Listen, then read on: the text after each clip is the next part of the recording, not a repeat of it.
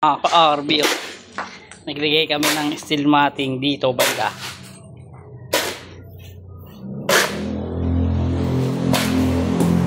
Kasi itong area na to manipis na. So pag wala tayong ganyan nilagay, mababasag lang. Mabibitak. Ayan. Kasi itong kanal natin nagkakaroon ng bakal, yung cover. Ito yung magiging kanal na niya. Papunta ron. Kanal na yan. Papunta ron sa ginawa natin catch base. Kasi ito tumaas na to eh. Nagkaroon na tayo ng tambak dito. Kaya tumaas to. Ngayon ginawa natin ng kanal para doon na tumatakbo yung tubig. So ito poploringan natin.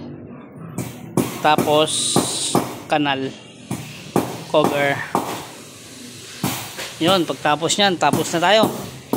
Flashing na lang nun. Ayun, may flashing na tayo.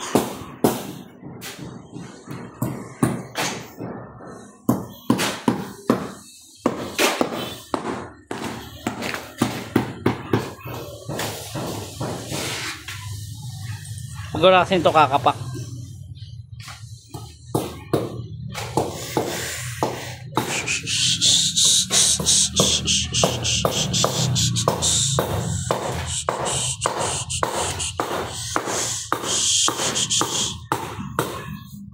Laki ng tinaas ng kalsada talaga yun.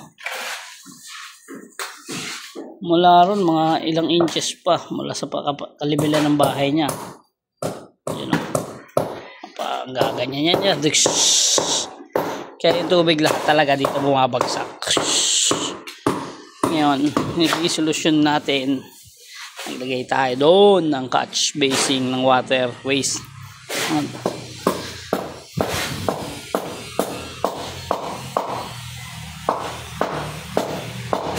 Tapos yung mga tubig na yan dyan, lahat matapon na yan, pababa rito. Pero yung gutter natin, bababa ron na yun. Kinunik natin. Yun.